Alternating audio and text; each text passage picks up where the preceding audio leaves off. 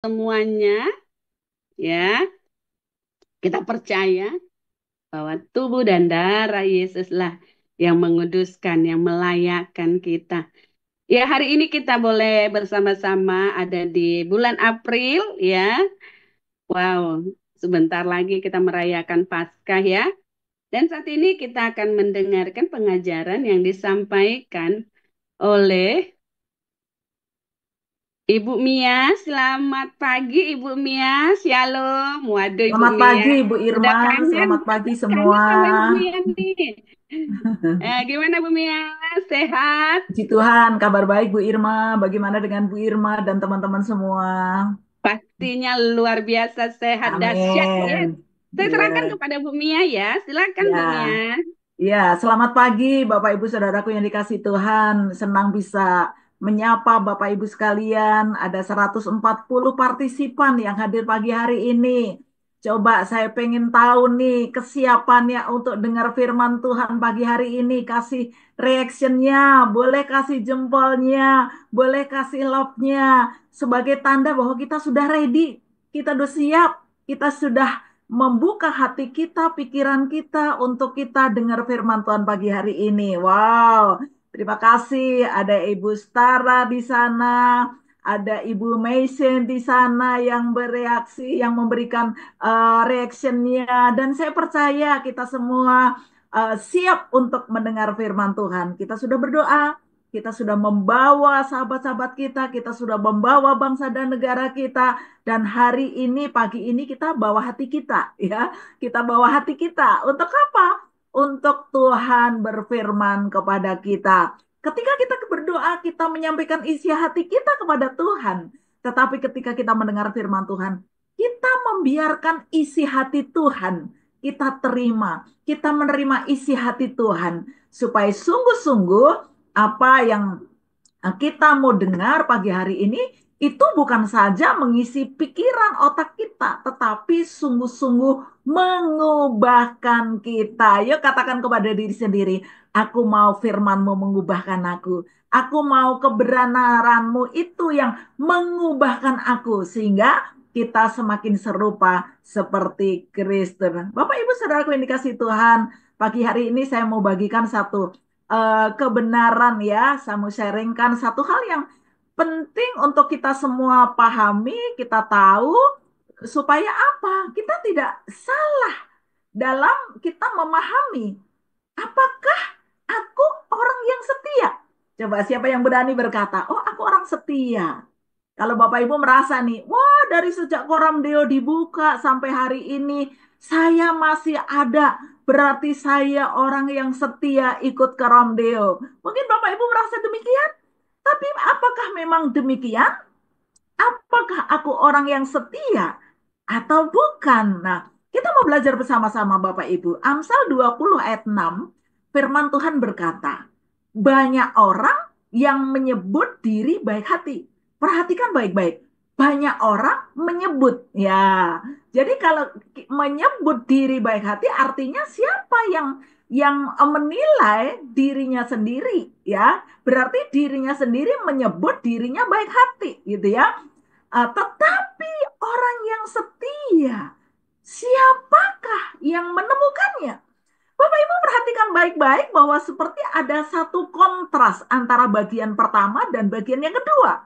Dikatakan banyak orang menyebut diri baik hati.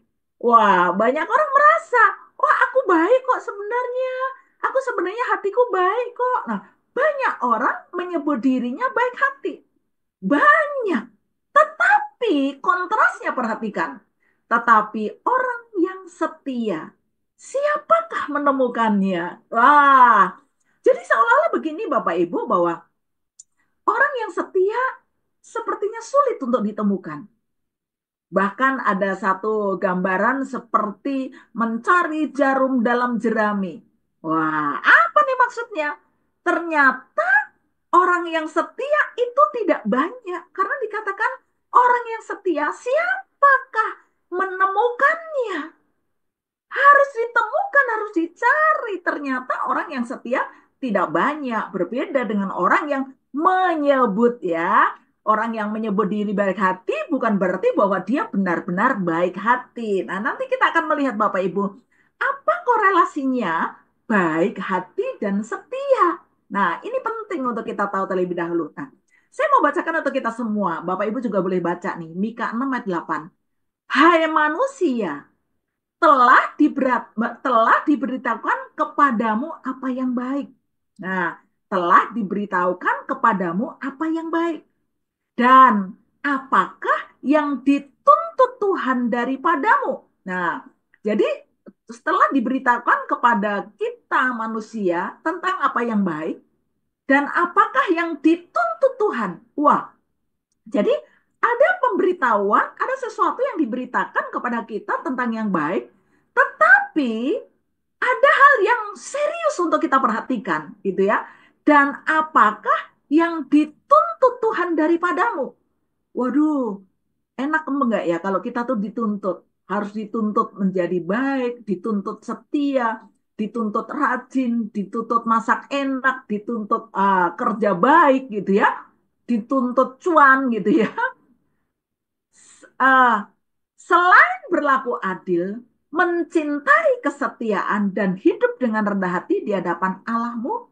Nah, kita akan melihat ada dua kata penting yang saya mau yang saya gali, saya perhatikan ini bagian yang sangat penting untuk kita tahu bersama Bapak Ibu yang saya highlight dengan warna merah dan apakah yang dituntut Tuhan daripadamu. Nah, dan yang kedua adalah tentang mencintai kesetiaan. Nah, kata penting yang pertama adalah kata dituntut Bapak Ibu.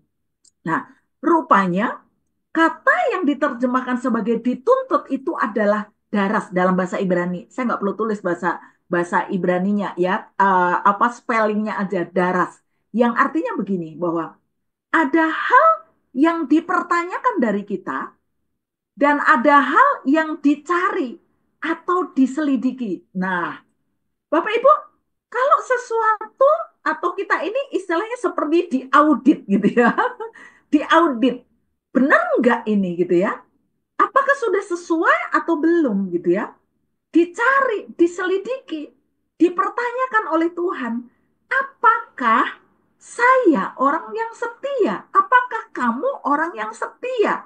Nah, rupanya ya kata dituntut ini yang menunjuk kepada hal kesetiaan itu sesuatu yang benar-benar bukan sekedar bahwa ini kita diharapkan kamu setia. Nggak seperti itu Bapak Ibu. Jadi bukan sekedar saran ya atau tidak sekedar advice gitu, ada saran gitu ya, tetapi sebuah keharusan, satu tuntutan. Nah, dituntut atau kata daras bukan sekedar permintaan biasa. Jadi kata daras ini bukan sekedar permintaan atau harapan gitu ya, tetapi sesuatu yang benar-benar Tuhan harapkan dan perintahkan. Yang hukumnya adalah wajib dilakukan.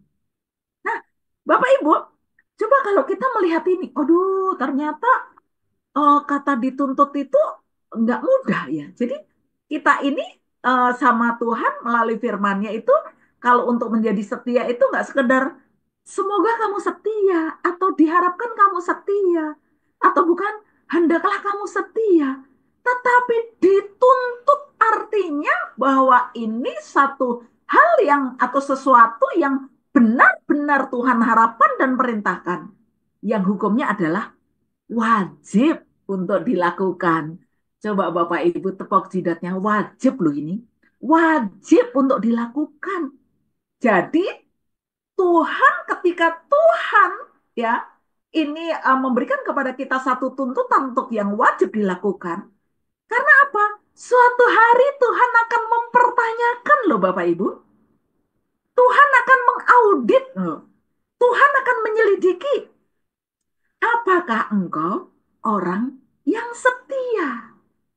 Nah, jadi kita melihat nih kata penting berikutnya tentang kesetiaan. Nah, kata yang dipakai di sana untuk kesetiaan dalam ayat ini adalah keset. Nah, keset ini rupanya artinya adalah kasih setia. Jadi setia dan kasih itu selalu berhubungan. Karena kesetiaan dasarnya kasih. Orang bisa setia karena mengasihi. Orang bisa setia kepada Tuhan karena dia mengasihi Tuhan. Orang setia melayani Tuhan karena cintanya kepada Tuhan.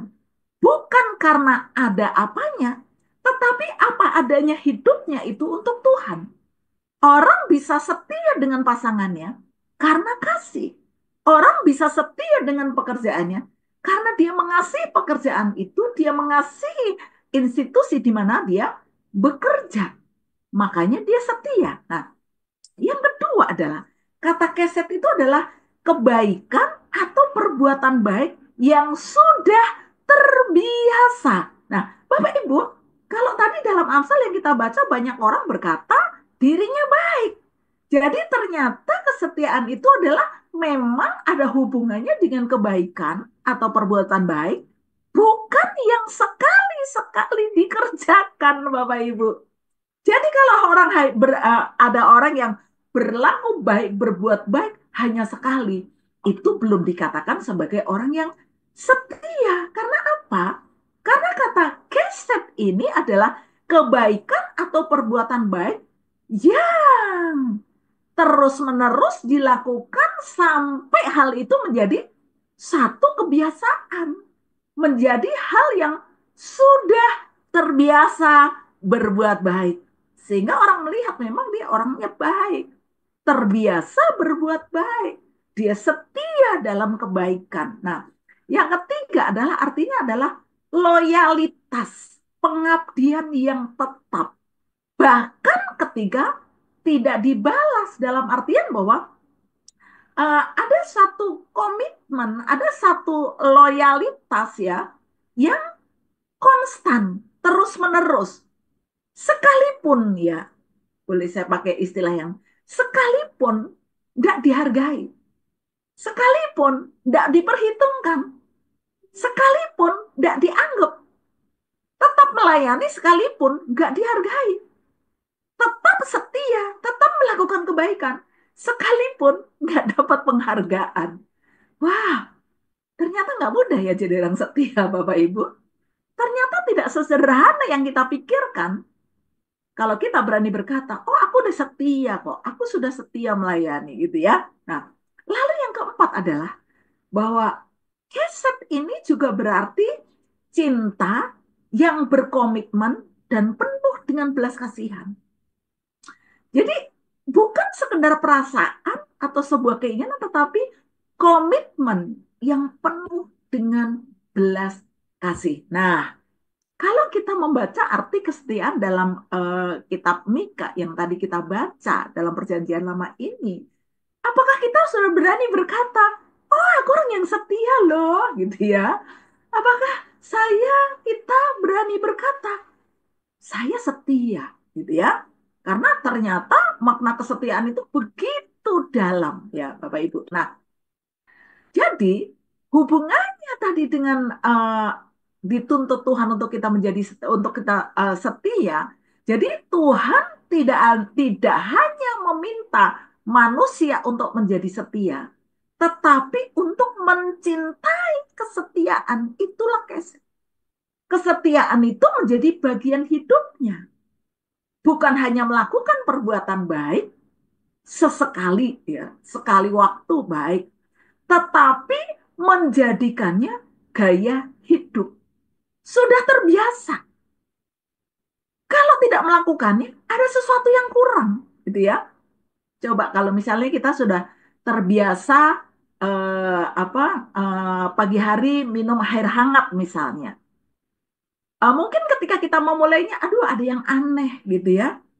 Tetapi setelah dilatih sedemikian rupa, menjadi terbiasa minum air hangat setiap pagi. Dan ketika tidak melakukannya, ada yang kurang sepertinya. Nah, Bapak Ibu, orang yang sudah melakukan perbuatan baik itu sudah menjadi gaya hidup. Kalau tidak melakukan, ada yang aneh dari hidupnya. Ada sesuatu yang rasa ada yang kurang kalau tidak melakukan kebaikan. Karena apa? Gaya hidup melakukan kebaikan itu memang sudah menjadi citra dirinya. Maksudnya memang sudah menjadi hidupnya. Itulah kesetiaan. Nah, Kesetiaan di sini mencakup kasih yang bertahan dalam setiap keadaan, bahkan ketika tidak ada balasan. Jadi kesetiaan ini tetap dia lakukan ya, tetap bertahan dalam segala keadaan.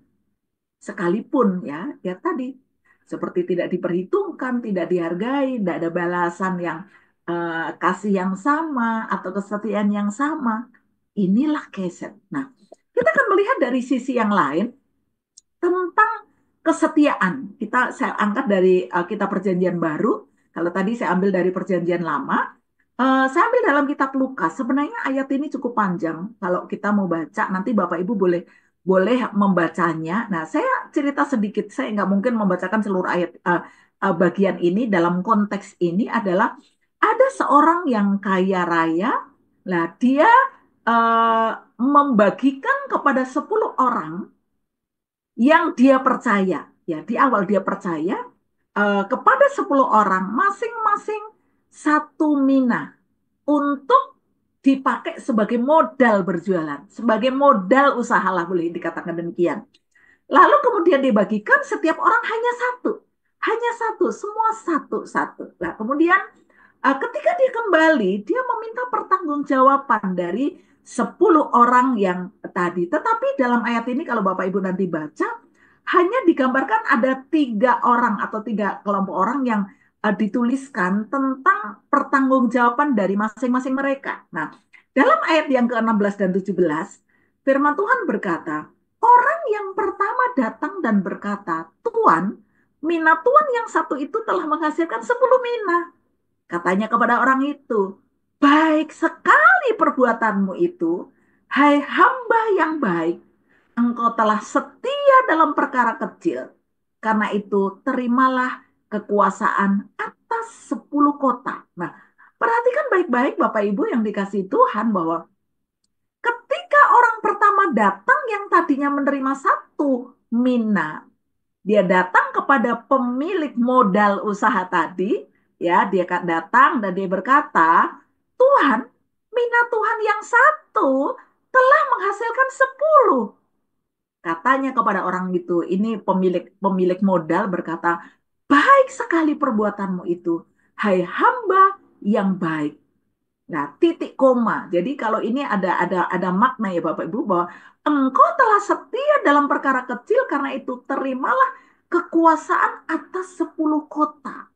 Jadi tadinya hanya dipercaya 1 mina dan dia bertanggung jawab atas 10 mina itu atas 1 mina itu dan mengembangkannya menjadi 10 mina. Kemudian bos pemilik usaha, pemilik modal ini dia berkata, terimalah kekuasaan atas 10 kota karena engkau telah setia. Nah, di sini kata baik sekali perbuatanmu, hai hamba yang baik, ini adalah satu uh, karakter pribadi yang sama bahwa orang yang baik karena apa? Karena memang dia seorang yang baik. Dia melakukan kebaikan ditunjukkan karena apa? Memang karakternya baik. Gitu ya. Maksudnya memang dia memiliki apa hal yang sudah biasa dia lakukan, gaya hidup, habit sebagai orang yang baik dan dikatakan bahwa engkau telah setia.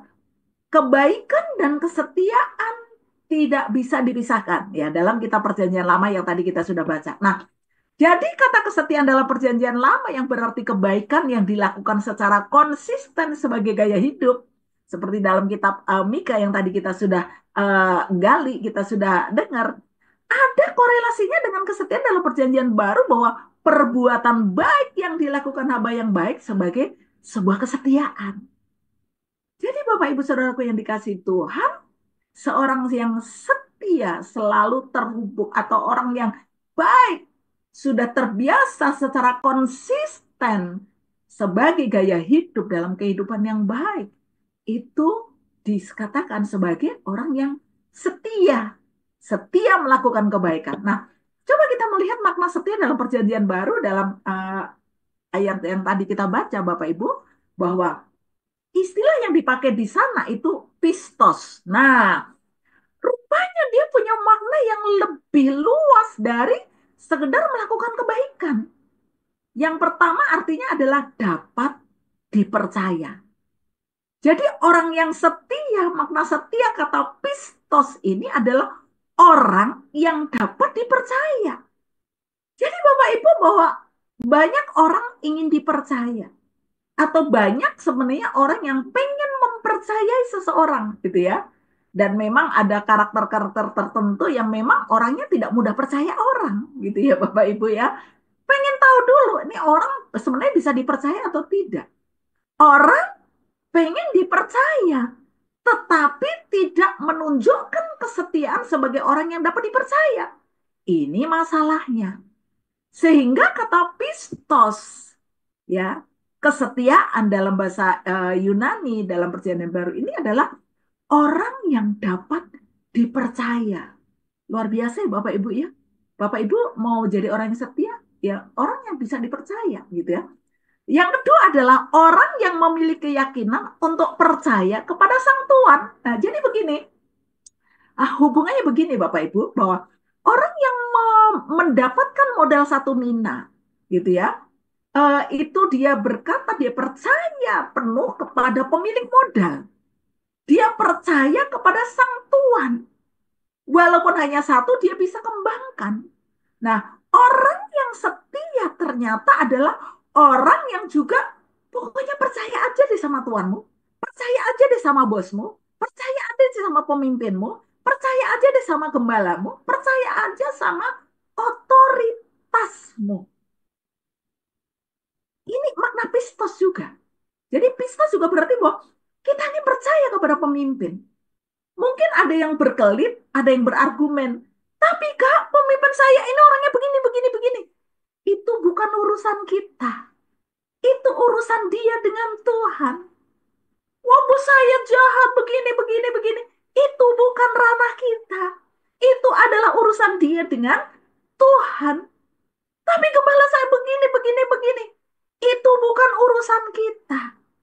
Urusan kita adalah bahwa kita percaya kepada Sang Tuhan, kita percaya kepada pemimpin, kita percaya orang yang punya otoritas. Karena apa? Ini makna kesetiaan. Jadi kalau orang tidak akan mungkin setia kalau dia tidak percaya kepada pemimpinnya. Orang tidak akan mungkin setia kalau ia tidak percaya kepada pimpinannya atau bosnya. Dia tidak mungkin setia kalau dia tidak percaya kepada pasangannya. Suatu kali Pak Ari Senjaya bertanya kepada suami saya. Dia tanya gini, Yang, kamu nggak takut? Takut apa Pak? Gitu ya, kata suami saya. Itu Mia itu nggak jelek juga gitu ya. Wah, tersanjung saya. Nggak jelek juga gitu ya. Mia itu kemana-mana loh, pelayanan keluar kota kemana-mana. Di sana juga dia ketemu, pasti ketemu lah pria-pria gitu ya. Banyak juga loh. Kamu nggak takut Mia berpaling dari kamu? Kata gitu. Terus dia bilang gini, Pak, saya percaya sama dia. Dia itu takut Tuhan. Kalau dia kenapa-napa, urusan dia dengan Tuhan. Gitu ya. Pak Ari bilang, wah, katanya gitu kan. Maksudnya gini, kalau kita nggak percaya kepada otoritas, pasangan, bos kita, pimpinan kita dalam pelayanan kita, jangan harap kita bisa setia. Nggak mungkin. Karena apa? Kata setia sendiri itu maknanya orang yang memiliki keyakinan, memiliki kepercayaan, ada submission kita kepada pemimpin, maka baru kita akan bisa setia. Tanpa kita setia, nggak mungkin. Ya, tanpa kita percaya, nggak mungkin kita bisa setia. Nah, nanti kita akan lihat gimana dengan orang yang setia. Nah, jadi makna setia juga adalah orang yang dapat diandalkan untuk menyelesaikan tanggung jawab. Nah, Bapak Ibu bayangkan seorang pemilik usaha gitu ya, pemilik modal gitu ya, dia kasih satu modal satu, jadi 10. Wah, ini adalah orang yang sangat-sangat bisa diandalkan. Nah, jadi kesetiaan, makna setia, kalau tadi hubungannya dengan perbuatan baik, tapi ini lebih perbuatan baik yang bukan sekedar melakukan hal yang baik, tetapi benar-benar eh, kebaikannya, perbuatan baik itu menunjukkan, membuktikan bahwa memang dia layak dipercaya, dia dapat dipercaya, sudah teruji.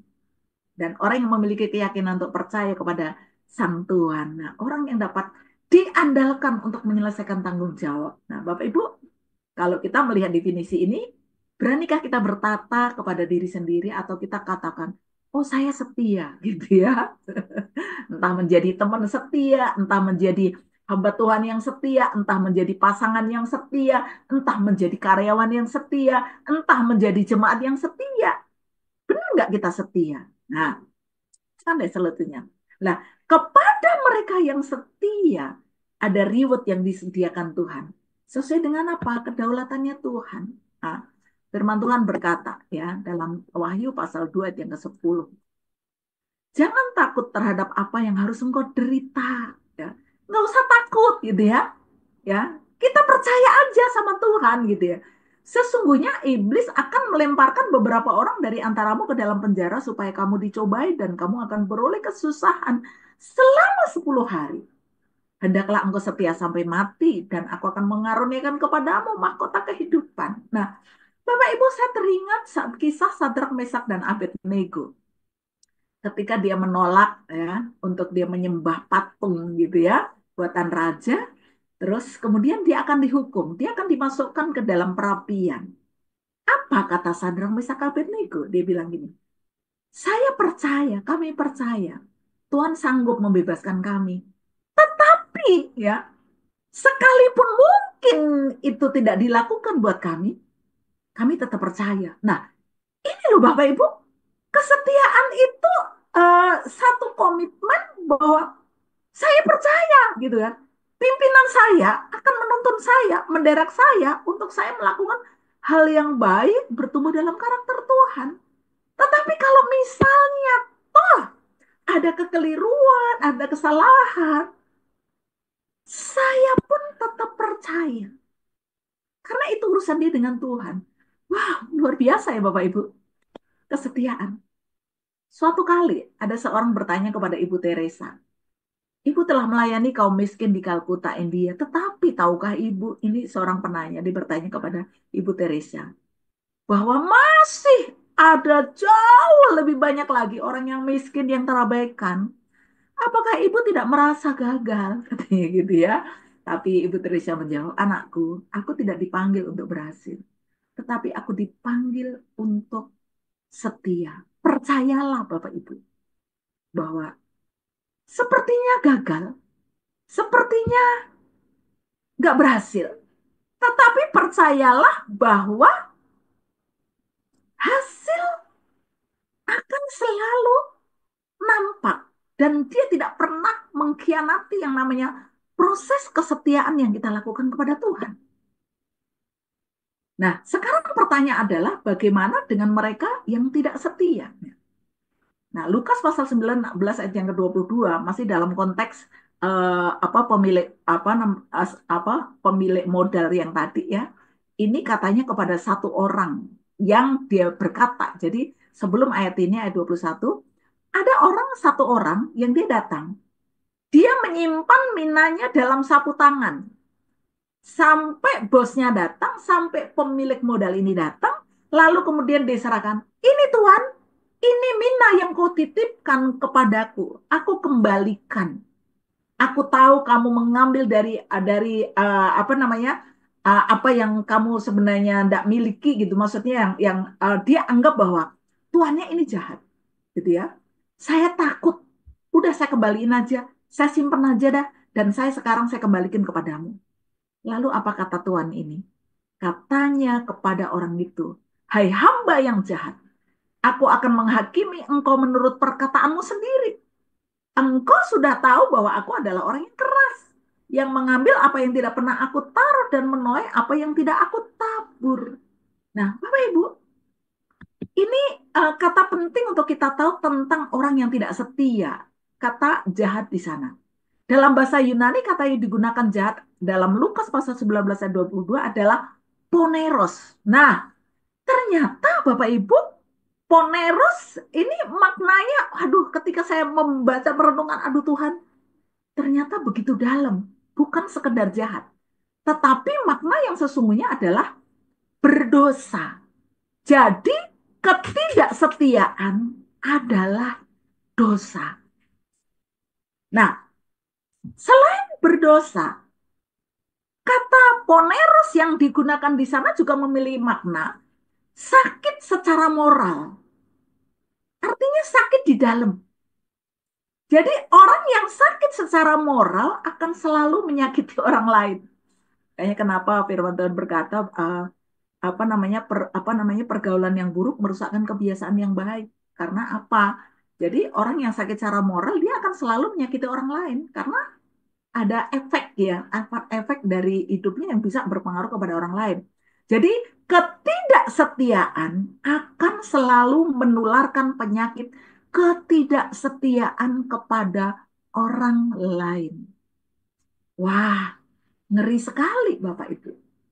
Jadi kalau ada dalam komunitas kita yang sudah mulai memprovokasi, oh itu pimpinan kita itu begini, begini, begini. Oh dia tidak baik, begini, begini, begini. Hati-hati Bapak Ibu. Karena apa? Mungkin dia sakit secara moral, sehingga dia selalu memberikan pengaruh kepada orang lain, menularkan penyakit ketidaksetiaan kepada orang lain. Ini berbahaya sekali. Karena kesetiaan adalah dosa. Dan ketidaksetiaan adalah dosa, sorry. Ketidaksetiaan adalah dosa. Nah, makna jahat di sini juga bicara tentang jahat dalam karakter dasarnya. Tidak ada kebaikan di sana.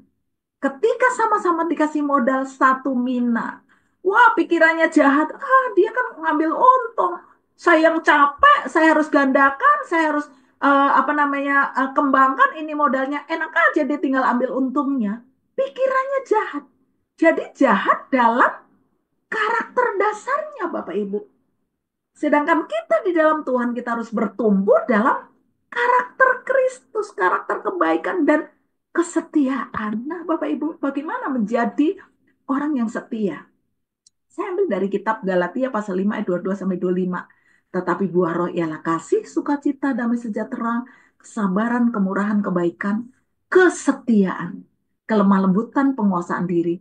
Tidak ada hukum yang menentang hal-hal itu. Barang siapa menjadi milik Kristus Yesus, ia telah menyalibkan daging dengan segala hawa nafsu dan keinginannya.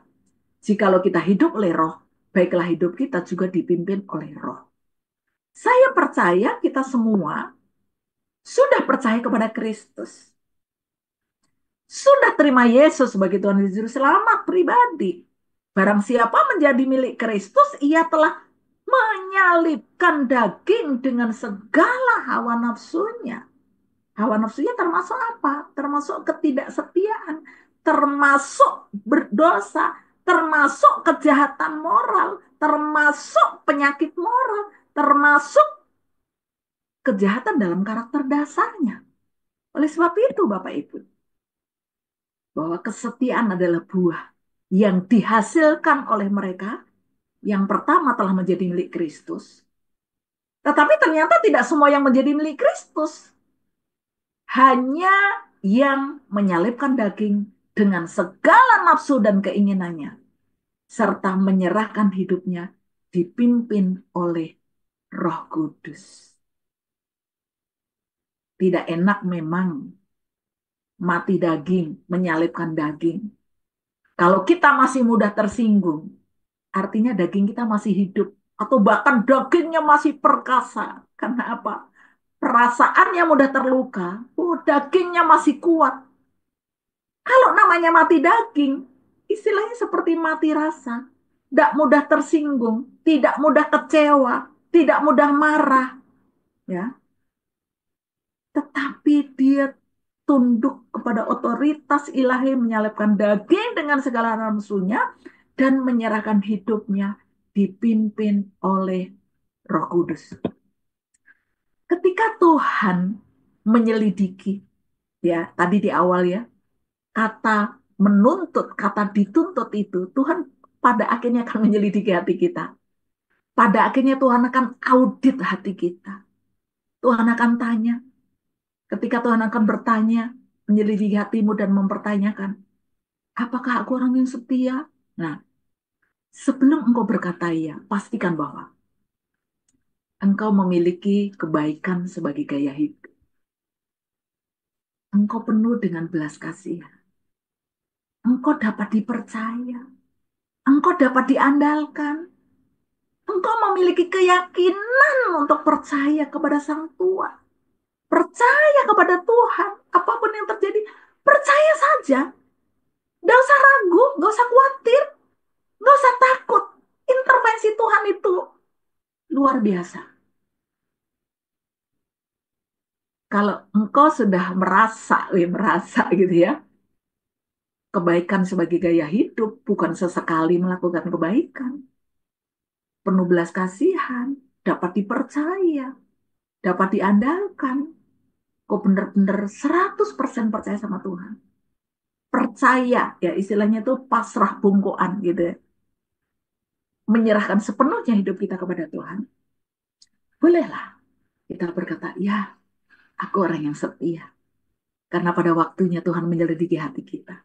Tuhan akan audit apa yang Tuhan tuntut dari kita. Bukan sekedar diharapkan kita menjadi setia. Bukan diharap Tuhan cuma tidak sekedar memerintahkan sebagai satu perintah yang biasa. Tetapi Tuhan menuntut kita. Artinya bahwa ini adalah hal yang wajib untuk dilakukan. Sebagai orang yang percaya kepada Tuhan. Sebagai buah yang harusnya tetap terus-menerus dalam kehidupan kita. Terima kasih Bapak, kami bersyukur untuk kebenaran firman. Ketika Engkau mengaudit hati kami, mengaudit hidup kami, apakah Engkau dapati bahwa kami adalah orang yang setia? Karena ternyata untuk menjadi orang yang setia tidaklah mudah. Tidak semudah kata-kata yang kami bisa ucapkan. Tidak semudah juga satu postingan di media sosial bahwa aku adalah orang yang setia. Kesetiaan adalah sesuatu yang Tuhan tuntut, yang Tuhan sungguh-sungguh ingin kami lakukan dalam hidup kami ya Tuhan. Namun setelah kami melihat bahwa ternyata tidak semudah kami berkata-kata bahwa saya orang yang setia. Ada hal yang sungguh-sungguh diperlukan, dibutuhkan penyerahan yang totalitas kepada kuasa Roh Kudus dalam hidup kami. Sehingga sungguh buah kesetiaan itu nyata dalam hidup kami. Menjadi orang yang konsisten dalam kebaikan. Orang yang dapat dipercaya. Orang yang dapat diandalkan. Orang yang sungguh-sungguh percaya kepada Tuhan. Dan berani mempercayakan hidup kepada Tuhan. Terima kasih Bapak. Kami sungguh-sungguh membutuhkan anugerah Tuhan dalam hidup kami. Sehingga ketika Tuhan mengaudit hati kami.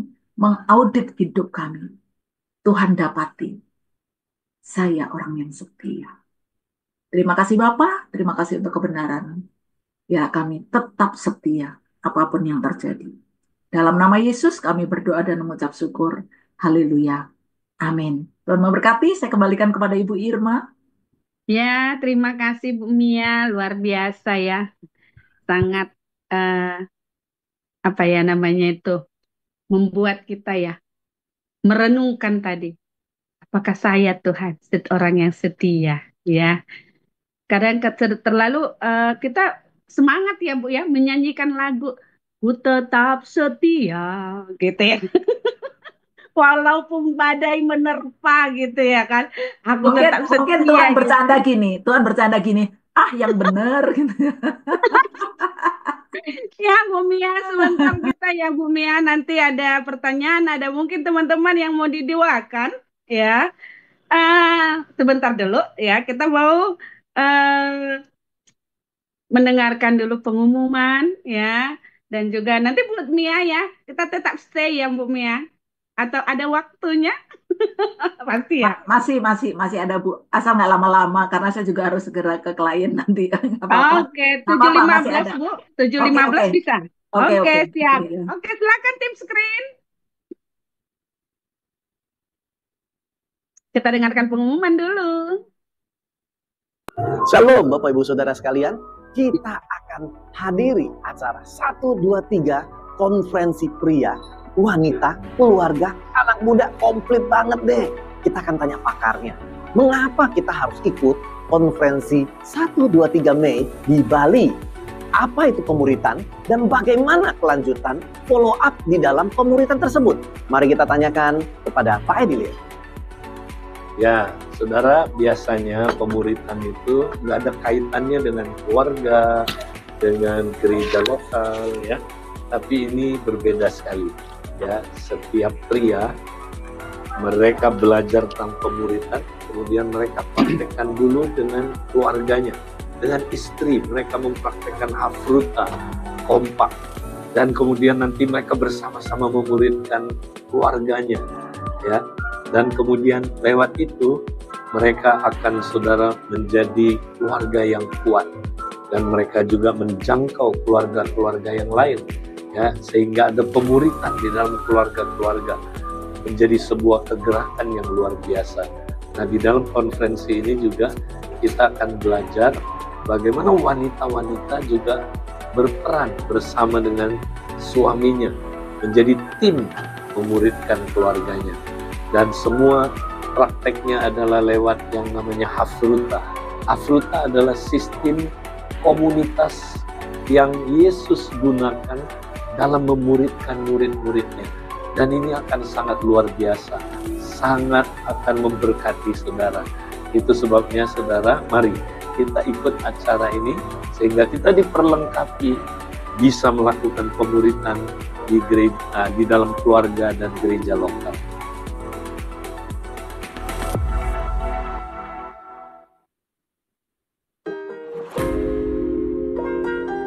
Shalom, selamat pagi Bapak Ibu yang baru pertama kali hadir di dalam Mesbah Koram Deo pagi ini. Tolong tulis nama dan nomor telepon di room chat. Kami ingin mengenal Bapak Ibu lebih dalam lagi. Buat Bapak Ibu yang ingin didoakan, silakan tulis nama dan ingin didoakan. Kompak adalah komunitas sepakat yang terdiri dari 2-3 orang yang terikat janji untuk saling membangun. Kami dari Konvensi di 47 sampai 52. Tuhan Yesus memberkati. Yes.